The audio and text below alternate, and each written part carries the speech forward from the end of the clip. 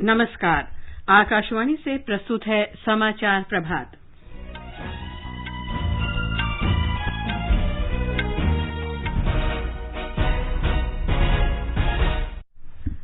कर्मचारी राज्य बीमा निगम ने कोविड-19 को देखते हुए बेरोजगारी लाभ के रूप में 3 महीनों के औसत वेतन का 50% भुगतान करने के लिए नियमों में ढील दी। कृषि मंत्री नरेंद्र सिंह तोमर ने कहा, सरकार कृषि विपणन में सुधार के लिए प्रभावी उपाय कर रही है। भारत और चीन वास्तविक नियंत्रण रेखा से सैनिकों को पूरी तरह हटने के लिए गंभीरता से प्रयास जारी रखेंगे। पंजाब सरकार ने कोरोना के बढ़ते मामलों को देखते हुए आज से सभी शहरों और कस्बों में साप्ताहिक पूर्णबंदी के आदेश दिए। और स्वास्थ्य मंत्री डॉक्टर हर्षवर्धन ने जागरूकता बढ़ाने के लिए कोरोना फाइटर्स नाम से पहले इंटरैक्टिव डिजिटल गेम की शुरुआत की।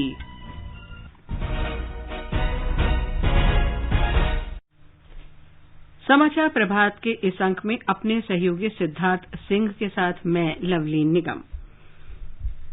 कर्मचारी राज्य बीमा निगम ईएसआईसी ने कोविड महामारी को ध्यान में रखते हुए कामगारों को इस साल 24 मार्च और 31 दिसंबर के बीच बेरोजगारी लाभ के रूप में 3 महीनों के औसत वेतन के 50% के बराबर राशि का भुगतान करने के लिए नियमों में ढील दी है। नई दिल्ली में केंद्रीय श्रम और रोजगार मंत्री संतोष कुमार गंगवार की अध्यक्षता में हुई ईएसआईसी की बैठक में इसका निर्णय किया गया। ईएसआईसी अटल बीमित व्यक्ति कल्याण योजना पर अमल कर रहा है, जिसके अंतर्गत कर्मचारी राज्य बीमा योजना के तहत आने वाले कामगारों को बेरोजगारी लाभ दिया जाता है। इस योजना का अगले साल 30 जून तक विस्तार करने का फैसला भी किया गया है। मौजूदा शर्तों में ढील देने और कोविड महामारी के दौरान रोजगार खोने वाले कामगारों को दी जाने वाली राहत राशि में वृद्धि करने का भी निर्णय किया गया है। बढ़ी हुई राशि का भुगतान इस साल 24 मार्च से 31 दिसंबर तक की अवधि के दौरान किया जाएगा। इस योजना का लाभ उठाने के लिए पात्रता शर्तों में भी ढील दी गई है। राहत राशि को औसत मजदूरी के 25% से बढ़ाकर 50% के बराबर कर दिया गया है, जो बेरोजगारी के अधिकतम 90 दिन के लिए दी जाएगी। इसके अलावा बेरोजगारी के 90 दिन बाद भुगतान की शर्त में भी छूट दी गई है और इसे 30 दिन कर दिया गया है। ईएसआईसी के अंतर्गत बीमा करा चुके लोग अपने अंतिम नियोक्ता के माध्यम से आवेदन करने के बजाय सीधा ईएसआईसी शाखा कार्यालय में आवेदन कर सकते हैं। सरकार ने कहा है कि गरीब कल्याण रोजगार अभियान के तहत तकरीबन 21 करोड़ कार्य दिवस का रोजगार उपलब्ध कराया गया है और 16,760 करोड़ रुपए खर्च किए गए हैं। ये अभियान ग्रामीण क्षेत्रों में कोविड-19 के प्रकोप से प्रभावित लोगों और प्रवासी मजदूरों को आजीविका के अवसर उपलब्ध कराने के लिए शुरू किया गया है। ग्रामीण विकास मंत्रालय ने कहा है कि यह अभियान 6 राज्यों में अपने मूल स्थानों को लौटे प्रवासी मजदूरों को रोजगार उपलब्ध कराने के लिए चलाया जा रहा है। इन राज्यों में बिहार, झारखंड, मध्य प्रदेश, ओडिशा, राजस्थान और उत्तर प्रदेश शामिल हैं। आपात ऋण गारंटी योजना के अंतर्गत सार्वजनिक और निजी क्षेत्र के बैंकों ने 1,50,000 करोड़ रुपए से अधिक राशि के ऋण मंजूर किए हैं। वित्त मंत्रालय ने कहा है कि 1 लाख करोड़ रुपए से अधिक ऋण दिए जा चुके हैं। महामारी और पूर्णबंदी से उत्पन्न हुई वित्तीय कठिनाइयों को कम करने के लिए सरकार के आत्मनिर्भर भारत पैकेज के तहत विभिन्न क्षेत्रों, विशेषकर सूक्ष्म, लघु और मध्यम उद्यमों को ये ऋण दिए गए हैं। कृषि और किसान कल्याण मंत्री नरेंद्र सिंह तोमर ने कहा है कि सरकार कृषि विपणन में सुधार के लिए प्रभावी उपाय कर रही है। वीडियो कॉन्फ्रेंस के जरिए उद्योग जगत के प्रतिनिधियों के साथ बैठक में श्री तोमर ने कहा कि सरकार आत्मनिर्भर भारत योजना पर विशेष ध्यान देते हुए किसानों के कल्याण के लिए अनेक प्रयास कर रही है। उन्होंने कहा कि सरकार ने अगले 4 वर्ष तक उपयोग के लिए 1 लाख करोड़ रुपए का कृषि अवसंरचना कोष बनाया है। कृषि मंत्री ने कहा कि इस कोष से फसल कटाई के बाद भंडारण और प्रसंस्करण सुविधाएं सृजित की जाएंगी।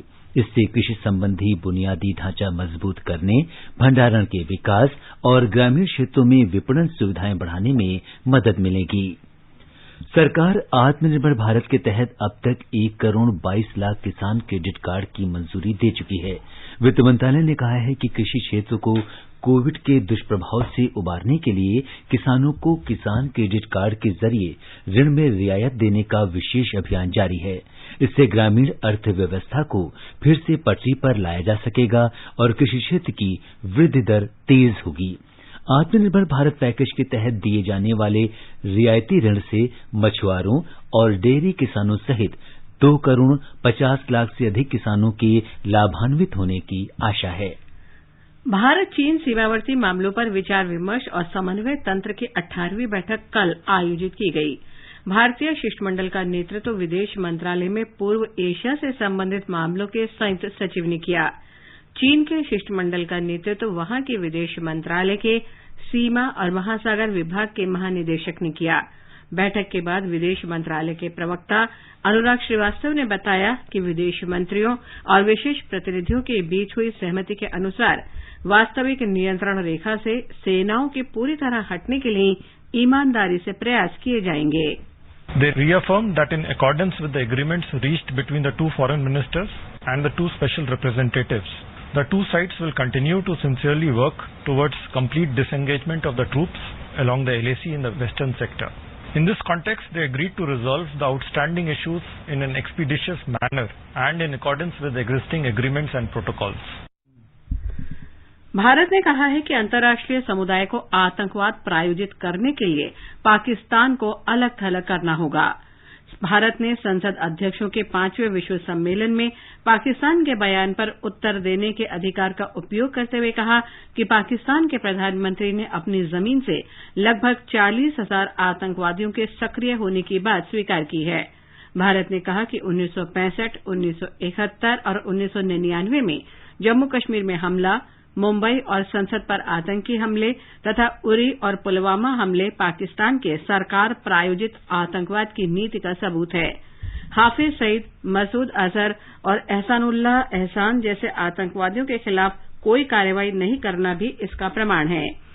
लोकसभा अध्यक्ष ओम बिड़ला ने संसद अध्यक्षों के 5वें विश्व सम्मेलन में भारतीय संसदीय प्रतिनिधिमंडल का नेतृत्व किया। 2 दिन के इस वर्चुअल सम्मेलन का आयोजन संयुक्त राष्ट्र के सहयोग से जेनेवा स्थित अंतर संसदीय संघ और ऑस्ट्रिया की संसद ने किया।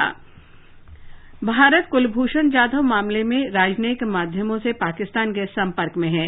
विदेश मंत्रालय के प्रवक्ता अनुराग श्रीवास्तव ने बताया कि अंतर्राष्ट्रीय न्यायालय के फैसले का सम्मान किया जाना चाहिए तथा स्वतंत्र और निष्पक्ष मुकदमे के लिए जाधव की पैरवी के लिए भारत का वकील नियुक्त होना चाहिए। We have asked that Sri Jadhav be represented through an Indian lawyer. However, it is important that Pakistan needs to address the core issues. These core issues involve providing all necessary documents in this case, as well as providing unimpeded consular access to Sri Jadhav. Bharat और दक्षिण Korea के बीच कल निरस्त्रीकरण और परमाणु अप्रसार के बारे में virtual विचार विमर्श हुआ। भारतीय शिष्टमंडल का नेतृत्व विदेश मंत्रालय में निरस्त्रीकरण और अंतर्राष्ट्रीय सुरक्षा मामलों के अपर सचिव इंद्रमणि पांडेय ने किया। विदेश मंत्रालय ने एक विज्ञप्ति में कहा गया है कि दोनों पक्षों ने निरस्त्रीकरण और परमाणु अप्रसार क्षेत्र में आपसी हित के वैश्विक और समकालीन मुद्दों पर चर्चा की। दोनों पक्ष सार्थक विचार विमर्श जारी रखने और अगले दौर की वार्ता आपसी सुविधानुसार तिथि पर करने पर सहमत हुए। भारत और इजरायल ने दोनों देशों के बीच महत्वपूर्ण संबंधों को और सुदृढ़ बनाने के लिए 3 वर्ष के सहयोग की रूपरेखा वाले एक सांस्कृतिक समझौते पर हस्ताक्षर किए हैं। यरूशलेम में कल इस समझौते पर इजरायल के विदेश मंत्री गैबी अश्केनाजी और इजरायल में भारत के राजदूत संजीव सिंगला ने हस्ताक्षर किए। ये समाचार आकाशवाणी से प्रसारित किए जा रहे हैं। खुजली झटपट दूर करे जालिम लोशन, वही नाम वही काम, कुछ भी नहीं बदला। चर्म रोगों का दुश्मन जालिम लोशन। दादी बैठ। दादी के जाने से पहले पोता पोती का मुंह दिखा दो, यही कहा गया ना तुमको। ये पढ़। अब नए गर्भ निरोधक इंजेक्शन आ चुके हैं। ये तू पढ़। महिला एक बार इंजेक्शन लगवाए तो 3 महीने के लिए निश्चिंत हो जाए। समझ गए ना दादी क्या चाहती है? परिवार सोच समझ कर बढ़ाओ, खुश रहो। सेहत और सोच दोनों से तैयार होकर परिवार बढ़ा रहा है इंडिया। फोन करें और परिवार नियोजन से जुड़ी सब जानकारी पाइए। जोड़ी जिम्मेदार जो प्लान करे परिवार। स्वास्थ्य एवं परिवार कल्याण मंत्रालय भारत सरकार द्वारा जनहित में जारी। सामान पैक कर दिया है, अपना ख्याल रखिएगा। और आप यहाँ परिवार का, माँ को अस्पताल लेके जाना है। और पैसे? अरे मैं ही तो जा रहा हूँ शहर, माँ का आयुष्मान भारत कार्ड तो यहीं छोड़े जा रहा हूँ ना। तो इससे यहाँ भी मुफ्त इलाज मिलेगा? यही तो खूबी है इस योजना की। मन की बात में प्रधानमंत्री जी ने भी तो बताया था। लो तुम भी सुन लो। आयुष्मान भारत योजना के साथ एक बहुत बड़ी विशेषता पोर्टेबिलिटी की सुविधा भी है। पोर्टेबिलिटी ने देश को एकता के रंग में रंगने में भी मदद की है। यानी बिहार का कोई गरीब अगर चाहे तो उसे कर्नाटका में भी वही सुविधा मिलेगी जो उसे अपने राज्य में मिलती है। भारत सरकार की आयुष्मान भारत पीएम जय योजना दे रही है देश के 50 करोड़ से अधिक लोगों को प्रति वर्ष रुपए 5 लाख तक का मुफ्त इलाज। योजना के तहत लाभार्थियों के लिए कोविड-19 की जांच और इलाज मुफ्त है। 14555 पर कॉल कर योजना में अपना नाम जानिए और ई कार्ड बनवाने के लिए नजदीकी सीएससी केंद्र या सूचीबद्ध सरकारी या प्राइवेट अस्पताल जाएं। आयुष्मान भारत की छांव शहर हो या गांव। समाचार प्रभात में आपका फिर स्वागत है। आगे बढ़ने से पहले एक नजर फिर से मुख्य समाचारों पर। कर्मचारी राज्य बीमा निगम ने कोविड-19 को देखते हुए बेरोजगारी लाभ के रूप में 3 महीनों के औसत वेतन का 50% भुगतान करने के लिए नियमों में ढील दी। कृषि मंत्री नरेंद्र सिंह तोमर ने कहा, सरकार कृषि विपणन में सुधार के लिए प्रभावी उपाय कर रही है। भारत और चीन वास्तविक नियंत्रण रेखा से सैनिकों को पूरी तरह हटाने के लिए गंभीरता से प्रयास जारी रखेंगे। पंजाब सरकार ने कोरोना के बढ़ते मामलों को देखते हुए आज से सभी शहरों और कस्बों में साप्ताहिक पूर्णबंदी के आदेश दिए। और स्वास्थ्य मंत्री डॉक्टर हर्षवर्धन ने जागरूकता बढ़ाने के लिए कोरोना फाइटर्स नाम से पहले इंटरैक्टिव डिजिटल गेम की शुरुआत की। देश में एक दिन में रिकॉर्ड 9 लाख से अधिक नमूनों की कोविड जांच की गई। स्वास्थ्य मंत्रालय के अधिकारी ने बताया कि देश प्रतिदिन 10 लाख नमूनों की जांच की ओर अग्रसर है। अब तक 3 करोड़ 25 लाख से अधिक नमूनों की जांच की जा चुकी है। देश में जांच सुविधाएं बढ़ाने और आसानी से जांच के लिए प्रभावी उपायों के कारण जांच की संख्या बढ़ाने में मदद मिली है। अब प्रति 10 लाख की जनसंख्या पर 23,600 से अधिक नमूनों की जांच की जा रही है। देश में अब तक करीब 21 लाख कोविड मरीज ठीक हो चुके हैं। कोविड रोगियों के स्वस्थ होने की दर बढ़कर करीब 74% हो गई है। संक्रमण से मृत्यु का प्रतिशत घटकर 1.90 पर आ गया। 30 राज्यों और केंद्र शासित प्रदेशों में मृत्यु दर राष्ट्रीय औसत से कम है। देश में कोविड से मृतकों की संख्या 53,866 हो गई है। दिल्ली की करीब 1/3 आबादी में कोविड-19 की एंटीबॉडी पाई गई हैं। स्वास्थ्य मंत्री सत्येंद्र जैन ने बताया कि हाल के सीरो सर्वे में 29.1% लोगों में कोविड-19 की एंटीबॉडी पाई गई है। दक्षिण पूर्व जिले में सबसे अधिक एंटीबॉडी का पता चला है। उन्होंने कहा कि वैज्ञानिकों के अनुसार आबादी के कम से कम 40% लोगों में एंटीबॉडी पाए जाने की स्थिति में ही इसे हर्ड इम्यूनिटी माना जाता है। अगस्त के पहले सप्ताह में ये सीरो सर्वेक्षण कराया गया था। इस बीच दिल्ली में कोरोना संक्रमण के 1,215 नए मरीजों का पता चला है। राष्ट्रीय राजधानी में संक्रमित व्यक्तियों की कुल संख्या 1,57,000 से अधिक हो गई है। हालांकि इनमें से 1,41,826 व्यक्ति पूरी तरह स्वस्थ हो चुके हैं। राज्य में मृतकों की संख्या 4,257 हो गई। पंजाब में कोविड के मरीजों की बढ़ती संख्या को देखते हुए मुख्यमंत्री कैप्टन अमरिंदर सिंह ने कई आपात उपायों की घोषणा की है। इनमें सभी 167 शहरों और कस्बों में सप्ताहांत लॉकडाउन बढ़ाना और प्रतिदिन शाम 7 बजे से सुबह 5 बजे तक रात का कर्फ्यू लगाना शामिल है। पंजाब में कोविड-19 के बढ़ते पॉजिटिव मामलों और इस संक्रमण से हो रही मृत्युओं को देखते हुए फिर से लगाई गई पाबंदियां आज से लागू हो गई हैं। विवाह व अंतिम संस्कार की रस्मों के अलावा किसी प्रकार के समारोह की इजाजत नहीं होगी। सरकारी और निजी कार्यालयों में 50% कर्मचारी ही आ सकेंगे। सबसे अधिक प्रभावित 5 जिलों में चौपहिया वाहनों में 3 व्यक्तियों को ही बैठने की इजाजत होगी, जबकि बसों और सार्वजनिक वाहनों में 50% क्षमता के साथ ही लोग बैठ सकेंगे। पंजाब के मुख्यमंत्री कैप्टन अमरिंदर सिंह ने पुलिस महानिदेशक को इन पाबंदियों पर सख्ती से पालन करवाने के निर्देश भी दिए हैं। अश्विनी कुमार शर्मा, आकाशवाणी समाचार, चंडीगढ़। बिहार में कोरोना संक्रमण से स्वस्थ होने की दर में सुधार हो रहा है। पिछले 24 घंटे में 3,585 लोग संक्रमण मुक्त हुए। अब तक 88,163 रोगी उपचार के बाद स्वस्थ हो चुके हैं। राज्य में कोविड संक्रमण से स्वस्थ होने की दर लगभग 77% हो गई है। राज्य सरकार ने निजी अस्पतालों में कोरोना मरीज के इलाज की दर तय कर दी है। निजी अस्पताल अब एक दिन में मरीज से अधिकतम 18,000 रुपए ही ले सकेंगे। इलाज के दर का निर्धारण करने के लिए अस्पतालों को 2 कैटेगरी और राज्य के जिलों को 3 श्रेणी में बांटा गया है। निजी अस्पतालों को इलाज के लिए निर्धारित दर डिस्प्ले बोर्ड पर लिखने का निर्देश दिया गया है। इस बीच केंद्रीय दल के 2 सदस्य कंटेनमेंट जोन, अस्पताल में इलाज की व्यवस्था और ग्रामीण क्षेत्र में कोरोना जांच सैंपल कलेक्शन के बारे में समीक्षा करेंगे। आकाशवाणी समाचार के लिए पटना से कृष्ण कुमार लाल। मध्य प्रदेश में कल 1,142 लोगों में कोरोना संक्रमण की पुष्टि हुई। राज्य में कुल संक्रमितों की संख्या 49,493 हो गई है।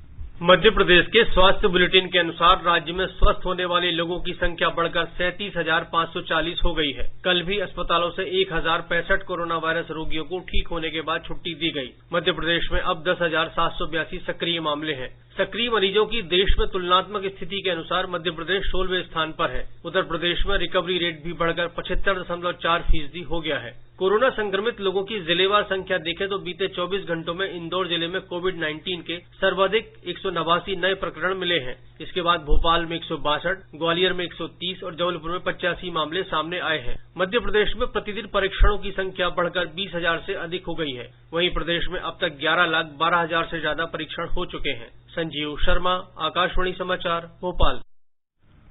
गुजरात में कल 1,175 लोगों में कोविड संक्रमण की पुष्टि हुई है। राज्य स्वास्थ्य विभाग के अनुसार राज्य में कोरोना से स्वस्थ होने की दर में सुधार हुआ है और ये 79.21% हो गई है।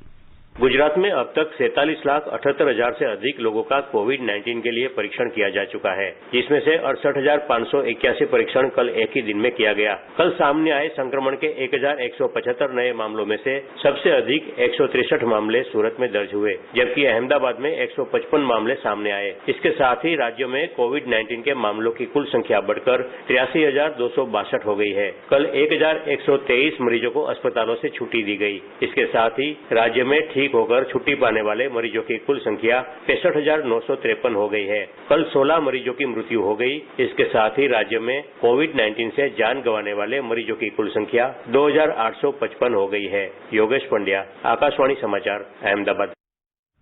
तमिलनाडु में कोविड-19 संक्रमण से स्वस्थ हुए लोगों की संख्या 3 लाख से अधिक हो गई है। इस बीच राज्य सरकार ने महामारी के मद्देनजर आगामी त्योहारों के सार्वजनिक प्रदर्शन पर रोक लगाने का फैसला किया है।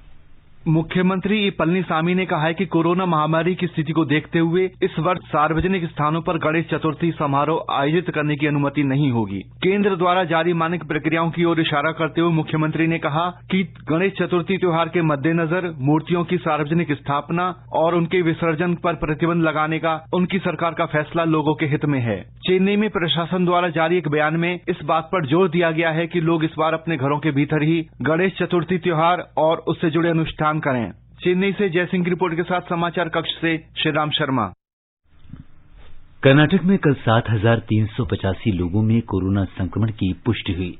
राज्य में कुल संक्रमितों की संख्या 2,56,975 हो गई है। अब तक 1,70,381 लोग उपचार के बाद संक्रमण मुक्त हो चुके हैं। इस महामारी से 4,429 लोगों की मौत हुई है। राज्य में संक्रमण से स्वस्थ होने की दर 66.03% और मृत्यु दर 1.72% है। नागालैंड में कोविड के 25 नए मामलों की पुष्टि के साथ संक्रमित लोगों की संख्या 3,583 हो गई है। स्वास्थ्य और परिवार कल्याण मंत्री एस पंगनुफोम ने बताया कि राज्य में कुल सक्रिय मामले 1,648 हो गए हैं, जबकि 1,921 लोग स्वस्थ हुए। अब तक 7 लोगों की इस संक्रमण से मृत्यु हो चुकी है। आकाशवाणी से विशेषज्ञों की सलाह श्रृंखला में कोविड-19 के बारे में वरिष्ठ चिकित्सकों की राय प्रसारित की जाती है। आकाशवाणी समाचार से बातचीत में मेदांता अस्पताल में मानसिक स्वास्थ्य विभाग के डॉक्टर सौरभ मेहरोत्रा ने कहा कि लोगों को पुस्तक पढ़ने, संगीत और व्यायाम जैसी सकारात्मक गतिविधियों में शामिल होना चाहिए। हम अपने आप को during the day positive addiction जिसको हम बोलते हैं उसमें एंगेज करें, जैसे writing, reading, creative arts such as drawing, painting, gardening, इस तरीके की चीजें, these all qualify as positive addiction. Music, ये सब पॉजिटिव एडिक्शंस है। ये स्ट्रेस रिड्यूस करने में हमारा बहुत मदद करते हैं। हम सोशली कनेक्टेड रहें एक दूसरे से, टेलीफोन कॉन्वर्सेशन करें, बात करें लोगों से, सोशल मीडिया कम से कम इस्तेमाल करें, खासतौर से न्यूज रिलेटेड टू कोविड-19। केंद्रीय स्वास्थ्य मंत्री डॉक्टर हर्षवर्धन ने कोविड-19 महामारी के बारे में कोरोना फाइटर्स नाम के पहले इंटरैक्टिव डिजिटल गेम की शुरुआत की है। उन्होंने कल 2 नए वीडियो भी जारी किए जिनमें लोगों से इस महामारी से बचाव और इसकी रोकथाम के लिए निर्धारित शिष्टाचार का पालन करने के बारे में बताया गया है। इस अवसर पर डॉक्टर हर्षवर्धन ने कहा कि इस इंटरैक्टिव गेम के जरिए लोगों को कोविड महामारी से बचाव के तौर तरीकों और इससे संबंधित शिष्टाचार के नियमों को नए और रोचक तरीके से समझा जा सकता है। इस डिजिटल गेम में ये बताया गया है कि वास्तविक जीवन में हम किस तरह से व्यवहार करते हैं और महामारी से बचाव के लिए क्या-क्या सावधानियां बरतना जरूरी है। तमिलनाडु में मदुरै ने केंद्रीय आवास और शहरी कार्य मंत्रालय के वार्षिक स्वच्छता सर्वेक्षण में 42वां और चेन्नई ने 45वां स्थान प्राप्त किया है। ये दोनों 10 लाख से अधिक आबादी वाले शहरों की श्रेणी में हैं। केंद्रीय शहरी विकास मंत्री हरदीप सिंह पुरी ने कल एक वर्चुअल समारोह में ये पुरस्कार प्रदान किए। 1 से 10 लाख की आबादी वाले शहरों की श्रेणी में त्रिची ने 102वां स्थान हासिल किया। स्वच्छता सर्वे 2020 के अनुसार छत्तीसगढ़ को देश का स्वच्छतम राज्य घोषित किया गया है। छत्तीसगढ़ को विभिन्न श्रेणियों में 14 राष्ट्रीय पुरस्कार मिले हैं। हमारे संवाददाता ने बताया है कि राज्य ने ये सफलता हासिल करने के लिए कई उपाय किए थे। छत्तीसगढ़ में 100% घरों से कचरे का संग्रहण सुनिश्चित किया जा रहा है। राज्य के 166 नगरीय निकायों में प्रत्येक घर से हर रोज कचरा इकट्ठा किया जाता है और फिर सूखे और गीले कचरे को अलग अलग कर उसे प्रोसेसिंग प्लांट तक ले जाया जाता है। राज्य के नगरीय निकायों ने स्वच्छता के लिए अनेक अभिनव कदम उठाए हैं। कचरा संग्रहण करने वाले वाहनों के साथ ही स्वच्छता दीदियों और सफाई मित्रों की ऑनलाइन मॉनिटरिंग की जाती है। राज्य के सभी नगरीय निकायों में प्लास्टिक पर प्रतिबंध लगा दिया गया है। इसके अलावा जगह जगह पर कबाड़ बीनने वालों को मिशन क्लीन सिटी में शामिल कर रोजगार देने के साथ ही इन लोगों को राशन कार्ड और आधार कार्ड तथा जीवन बीमा के साथ ही अन्य सरकारी लाभ भी दिए गए हैं। राज्य के सभी निकायों में नेकी की दीवार, बर्तन बैंक, फूड बैग और होम कंपोस्टिंग जैसे अभिनव प्रयासों से 3R सिद्धांत यानी रिड्यूस, रीयूज और रिसाइकिल का पालन किया जा रहा है। इसके साथ ही एक स्वच्छता ऐप को भी विकसित किया गया है। सभी नगरीय निकाय इस ऐप पर प्राप्त होने वाली शिकायतों का समय सीमा के भीतर निराकरण करते हैं। विकल्प शुक्ला, आकाशवाणी समाचार, रायपुर। महाराष्ट्र के मुख्यमंत्री उद्धव ठाकरे ने नई शिक्षा नीति लागू करने के तौर तरीकों पर विचार विमर्श के लिए शिक्षा विशेषज्ञों और शोधकर्ताओं की समिति बनाने का निर्देश दिया है। मुख्यमंत्री ने कल अपने मंत्रिमंडल के संबंधित मंत्रियों के साथ नई शिक्षा नीति के बारे में बैठक की। महाराष्ट्र के मुख्यमंत्री उद्धव ठाकरे ने कहा है कि एनईपी यानी राष्ट्रीय शिक्षा नीति में कई नई संकल्पनाएं होने के कारण राज्य के कानून में काफी बदलाव करने की जरूरत होगी। इस नीति में बताए जिन जरूरी तथा अनिवार्य बदलावों को राज्य सरकार को स्वीकार करना होगा, उन पर काफी गहरे विचार विमर्श की जरूरत पर भी मुख्यमंत्री ने जोर दिया। सरकार के शिक्षा से संबंधित सभी विभागों का प्रतिनिधित्व करने वाले शिक्षा विशेषज्ञ तथा अध्ययनकर्ताओं की समिति गठित करने का सुझाव देते हुए ठाकरे ने कहा कि तंत्र शिक्षा, वोकेशनल शिक्षा, मातृभाषा में पढ़ाई तथा विद्यार्थियों की जरूरतों के अनुसार शिक्षा जैसे विषय पर चर्चा होनी चाहिए। उन्होंने राज्य के शिक्षा विभाग को निर्देश देते हुए कहा कि राज्य के सभी छात्रों को ऑफलाइन या ऑनलाइन माध्यम से शिक्षा उपलब्ध कराने की पुरजोर कोशिश जारी रखे। शैलेश पाटिल, आकाशवाणी समाचार, मुंबई। बिहार में बाढ़ प्रभावित इलाकों में स्थिति गंभीर बनी हुई है। गंडक नदी का पानी सारण और गोपालगंज जिलों के नए क्षेत्रों में प्रवेश कर गया है, जबकि गंगा नदी का पानी पटना, भागलपुर और खगड़िया जिलों के निचले क्षेत्रों में फैल रहा है। राज्य के 16 जिलों में 81 लाख से अधिक लोग बाढ़ की चपेट में हैं। मौसम विभाग के वैज्ञानिक आर.के. जैनामणि ने बताया कि देश के कई हिस्सों में मानसून सक्रिय होने से लगातार बारिश हो रही है और अगले कई दिन तक ये जारी रहने का अनुमान है। अलर्ट जो है हम छत्तीसगढ़, तेलंगाना और मध्य प्रदेश सेंट्रल इंडिया का पार्ट है और गुजरात रीजन, कोंकण एंड गोवा और ईस्ट राजस्थान। बाकी जो उत्तर पश्चिम भारत है वो रेनफॉल आज से काफी रिडक्शन है। जो नया स्पेल होगा वो 24 अगस्त से होगा। आज लो प्रेशर छत्तीसगढ़ और झारखंड एरिया में, तो इसके बजाय छत्तीसगढ़ और जो मध्य प्रदेश तेलंगाना एरिया है वो रेड कलर में। लेकिन नया लो प्रेशर वो 25 को बन रहा है उड़ीसा कोस्ट में। उड़ीसा में और एक बार और एक very extremely heavy rainfall spell 23, 24 को होगा, जिसकी वजह से फ्लडिंग भी बढ़ सकता है। और अब एक नजर आज के मौसम पर। राष्ट्रीय राजधानी दिल्ली में बादल छाए रहने और हल्की वर्षा होने का अनुमान है। न्यूनतम तापमान 24 डिग्री सेल्सियस रिकॉर्ड किया गया, अधिकतम तापमान 32 डिग्री सेल्सियस के आसपास रहेगा।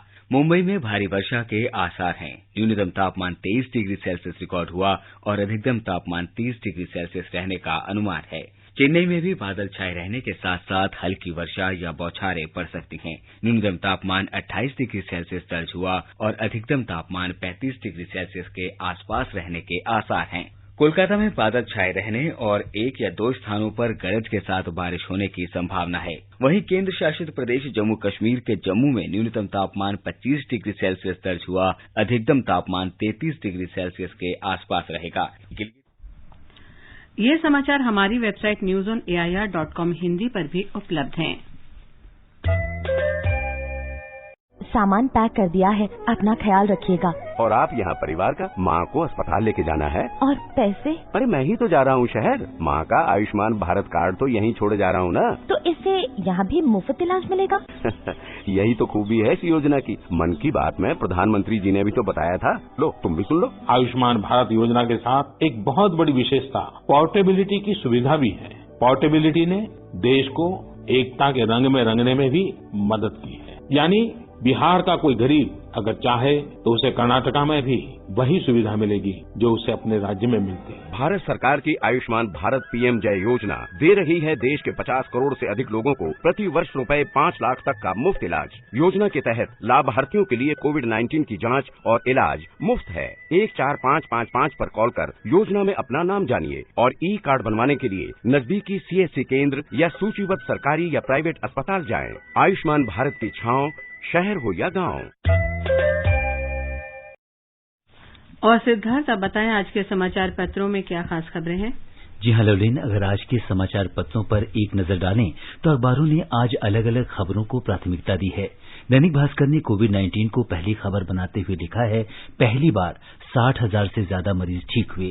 कोरोना महामारी से नौकरी गंवाने वाले 41 लाख लोगों को 3 महीने का आधा वेतन देगी सरकार। राजस्थान पत्रिका की खबर है, जीएसटी परिषद की बैठक पहली तिमाही में 40% कम से संग्रहित। पत्र ने आगे लिखा है, कैसे हो बकाया, क्षतिपूर्ति का भुगतान, समाधान की तलाश। न्यायालय की अवमानना के दोषी ठहराए जा चुके वरिष्ठ वकील प्रशांत भूषण पर उच्चतम न्यायालय की तर्क टिप्पणी को दैनिक जागरण ने पहली खबर बनाते हुए उसके इन शब्दों में दिया है, हर बात की होती है लक्ष्मण रेखा। उधर राष्ट्रीय सहारा ने प्रशांत भूषण द्वारा बयान को वापस लेने से इनकार और उनके इन शब्दों को प्रमुखता से दिया है, किसी भी सजा के लिए तैयार। भारतीय क्रिकेट टीम के पूर्व कप्तान महेंद्र सिंह धोनी के क्रिकेट से संन्यास के फैसले पर प्रधानमंत्री नरेंद्र मोदी के पत्र लिखकर धोनी की तारीफ करने को नवभारत टाइम्स ने प्रमुखता से दिया है। दुनिया भर में गूगल की सेवाएं बाधित होने की खबर हिंदुस्तान सहित सभी अखबारों में है। राष्ट्रीय सहारा की खबर है, ऑनलाइन कक्षा 27% छात्रों को स्मार्टफोन, लैपटॉप नसीब नहीं। अमेरिका ने कमला हैरिस डेमोक्रेटिक पार्टी के उपराष्ट्रपति पद की प्रत्याशी नामित, लिखता है अमर उजाला। पत्र ने आगे लिखा है, अमेरिका में भारतवंशी ने रचा इतिहास। और अंत में मुख्य समाचार एक बार फिर। कर्मचारी राज्य बीमा निगम ने कोविड-19 को देखते हुए बेरोजगारी लाभ के रूप में 3 महीनों के औसत वेतन का 50% भुगतान करने के लिए नियमों में ढील दी। कृषि मंत्री नरेंद्र सिंह तोमर ने कहा, सरकार कृषि विपणन में सुधार के लिए प्रभावी उपाय कर रही है। भारत और चीन वास्तविक नियंत्रण रेखा से सैनिकों को पूरी तरह हटाने के लिए गंभीरता से प्रयास जारी रखेंगे। पंजाब सरकार ने कोरोना के बढ़ते मामलों को देखते हुए आज से सभी शहरों और कस्बों में सप्ताहांत पूर्णबंदी के आदेश दिए और स्वास्थ्य मंत्री ने जागरूकता बढ़ाने के लिए कोरोना फाइटर्स नाम से पहले इंटरैक्टिव डिजिटल गेम की शुरुआत की। इसके साथ ही समाचार प्रभात का ये अंक समाप्त हुआ। नमस्कार।